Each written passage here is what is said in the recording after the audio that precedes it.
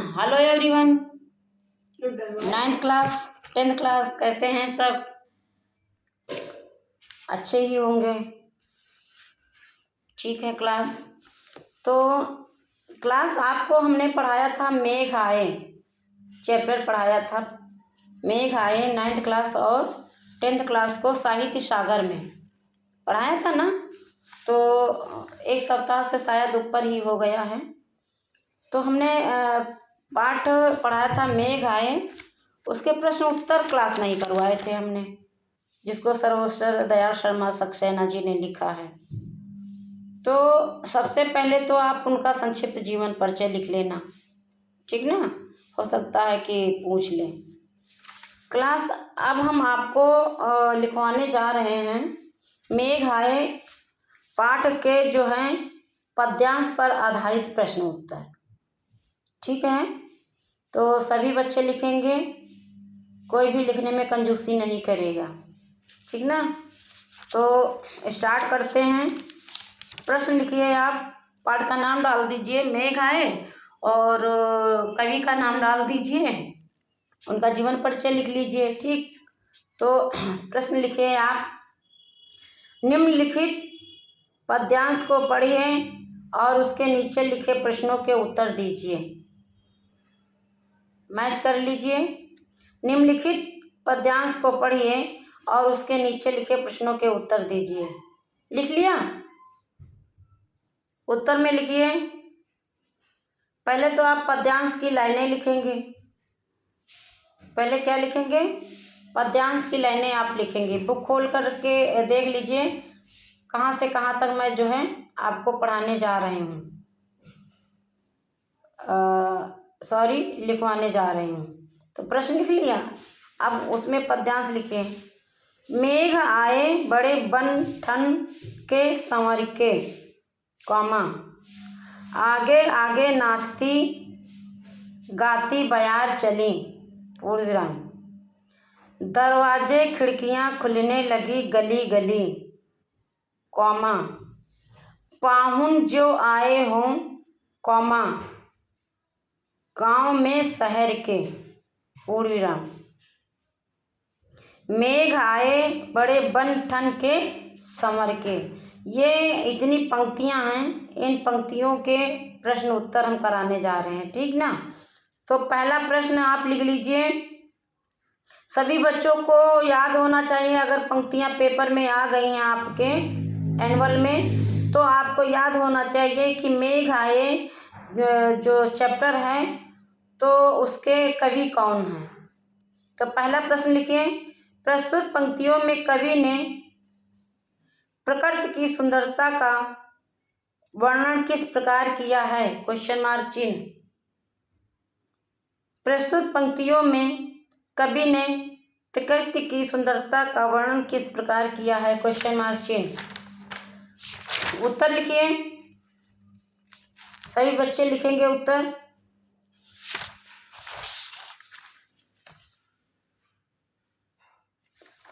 प्रस्तुत पंक्तियों में कवि ने प्रकृति की सुंदरता का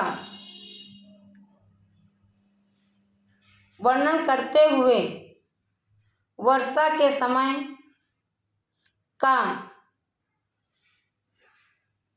मनोहारी चित्रण प्रस्तुत किया है, पूर्ण विराम, वर्षा के समय घने काले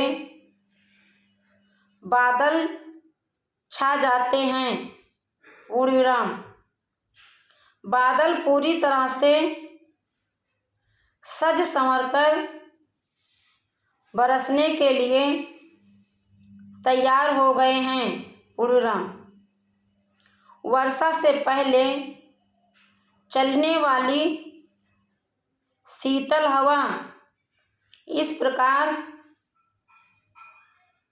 बह रही है मानो कोई ग्रामीण कन्या नाच गा रही हो, पूर्ण। ये पहला प्रश्न का जो उत्तर है वो आपका कंप्लीट हो गया।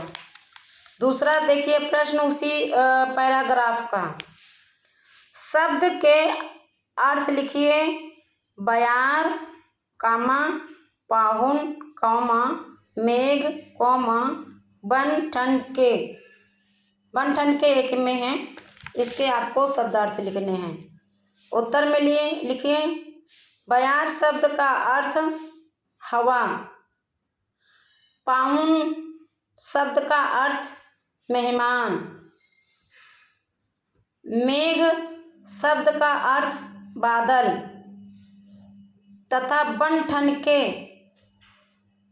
शब्द के अर्थ हैं सजना और संवरना। पूरे राम। अगला प्रश्न देखिए इन्हीं पंक्तियों का।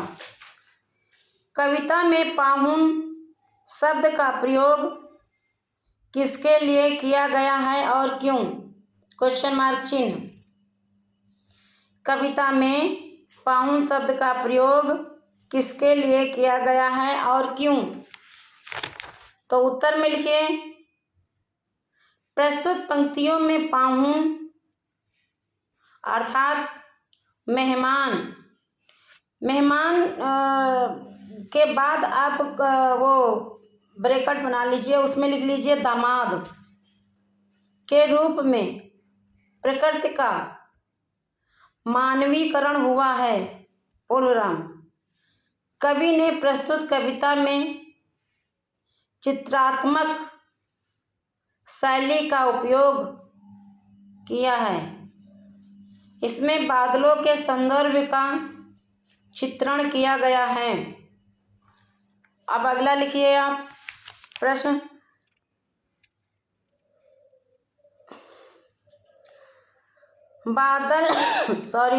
बादलों के आने पर कवि ने किन क्रियाओं को चित्रित किया है? बादलों के आने पर कवि ने किन क्रियाओं को चित्रित किया है? क्वेश्चन मार्क चिन्ह। उत्तर में लिखिए।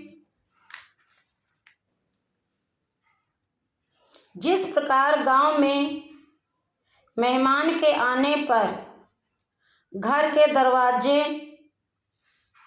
और खिड़कियां खोलकर लोग स्वागत करते हैं और दूर से ही मेहमानों को देखकर गांव की महिलाएं स्वागत की तैयारियां करने लगती हैं, कौमा। वैसे ही बादलों के आने पर पेड़ गर्दन ऊंची करके ऊपर को देखते हैं, कौमा। नदी ठिठकने लगती है, कौमा। तालाब स्वागत के लिए उछाल मारता है, कौमा। आकाश में बिजली चमकने लगती है। यदि क्रियाओं का वर्णन कवि ने कविता में किया है, यदि नहीं आदि क्रियाओं का वर्णन कवि ने कविता में किया है। तो गाइस ये आपका जो पैराग्राफ है इसको हमने पद्यांश पर आधारित करवा दिया है। तो क्लास और भी आपको करना है, इसी पैराग्राफ का है, इसी चैप्टर का मतलब। तो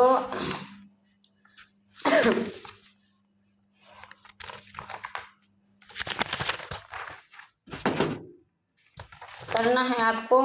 लिखिए, किताब में मिला लीजिए, ठीक ना, ताकि आपको संदेह ही ना रहे कि हमने कहाँ से कराया है।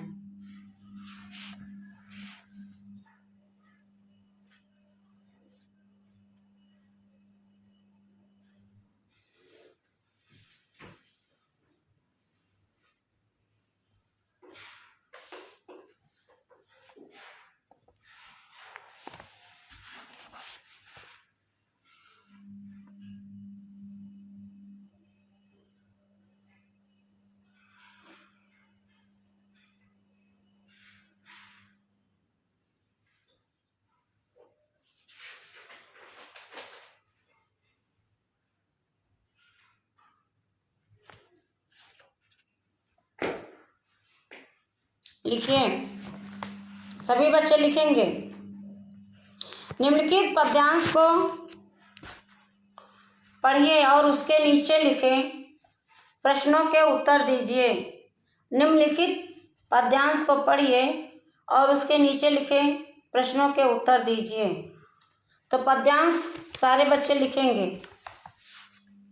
मेघ आए बड़े बन ठन के संवर के,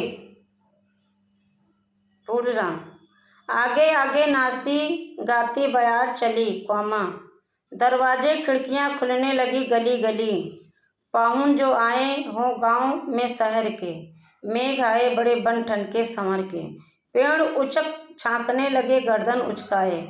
आंधी चली धूल भागी घाघरा उठाए, बाकी चितवन उठा नदी ठिठकी घूंघट सरकाए। मेघ आए बड़े बन ठन के संवर के। अब इन पद्यांश का जो है प्रश्न लिखिए। मेघ कहाँ आए और कब आए? क्वेश्चन मार्क चिन्ह।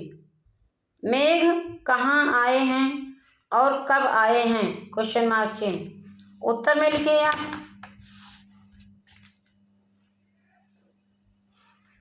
वर्षा ऋतु में लिख लीजिएगा सारे बच्चे, किसी पर निर्भर नहीं रहना, अपना काम स्वयं करो। वर्षा ऋतु में मेघ बहुत समय बाद गांव में आए हैं, पूर्ण विराम। कवि के अनुसार आकाश में छाए हुए मेघों को देखकर कवि को ऐसा प्रतीत हो रहा है, पूर्ण विराम, मानो मेघ रूपी मेहमान, ब्रैकेट में लिख लो दामाद, सज संवर कर शहर से गांव में आए हूं। लिख लिया? दूसरा लिखिए। बयार को किसका प्रतीक बताया गया है? बयार को किसका प्रतीक बताया गया है? क्वेश्चन मार्क चिन्ह। उसके आने पर गांव वालों की क्या स्थिति थी? क्वेश्चन मार्क चिन्ह। उत्तर में लिखिए। बयार को हवा बताया गया है। कवि के अनुसार बादलों के आने से पहले चलने वाली शीतल हवा ऐसे चल रही है, कौमा, मानो कोई ग्रामीण कन्या अर्थात गांव की कोई किशोरी खुश होकर नाच गा रही हो। हवा के चलने से गांव की प्रत्येक गली में घरों के खिड़की दरवाजे इस तरह खुल रहे हैं, कौमा, मानो बादल रूपी मेहमान, कौमा, जो शहर से गांव आए हैं, कौमा, को देखने के लिए ग्राम वासियों ने अपने घरों की खिड़की व दरवाजे खोल दिए हैं। ठीक है। अब अगला प्रश्न लिखिए। पेड़ धूल भरी आंधी तथा नदी को किस किस का प्रतीक बताया गया है, समझाइए। प्रश्न। पेड़ धूल भरी आंधी तथा नदी को किस किस का प्रतीक बताया गया है, समझाइए। लिखिए उत्तर।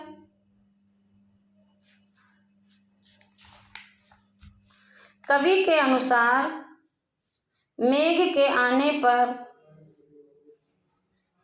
पेड़ ऐसे प्रतीत होते हैं, कौमा, मानो वे झुककर अपनी गर्दन उठा उठाकर लगातार मेघों की ओर देख रहे हों, पूर्ण राम। जिस प्रकार अतिथि के आने पर लोग उत्सुकता भरी नज़र से गर्दन उठा उठाकर देखते हैं, कौमा, ठीक उसी प्रकार यहाँ पेड़ भी उत्सुकतापूर्ण अवस्था में नजर आ रहे हैं, पूर्ण राम।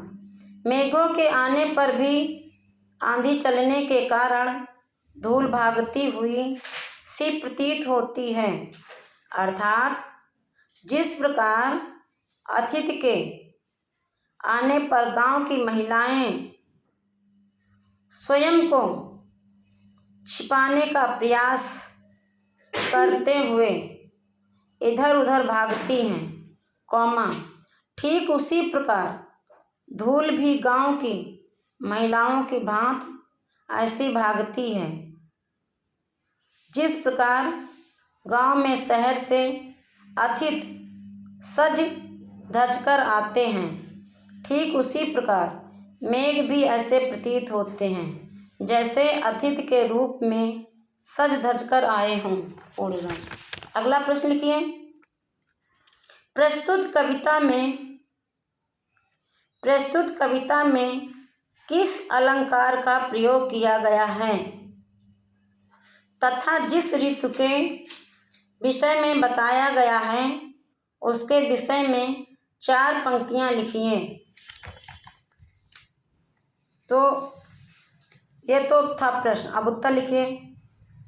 जब प्राकृतिक वस्तुएं जैसे पेड़ पौधे बादल आदि मानवीय भावनाओं का वर्णन करते हैं, कौमा अर्थात निर्जीव वस्तुओं को भी मानवीकृत करके सजीव दिखाया जाता है, कौमा तब वह मानवीय अलंकार कहलाता है।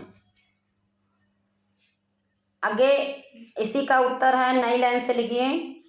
यहाँ वर्षा ऋतु के विषय में बताया गया है। पूर्णविराम।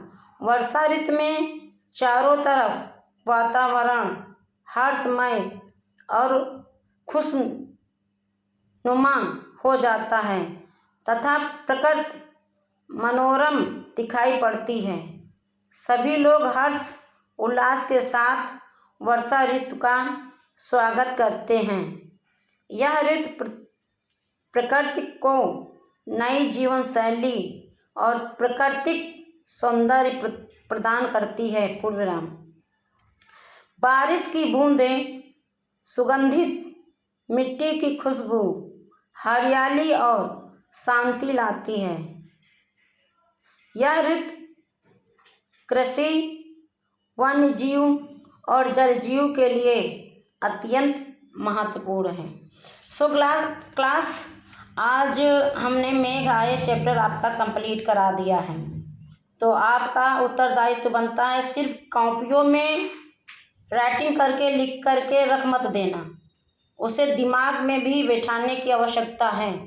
अगर कॉपियों में रख दोगे लिख करके और पढ़ोगे नहीं, समझोगे नहीं, याद नहीं करोगे तो वो रद्दी के भाव हो जाएगा। Thank you class.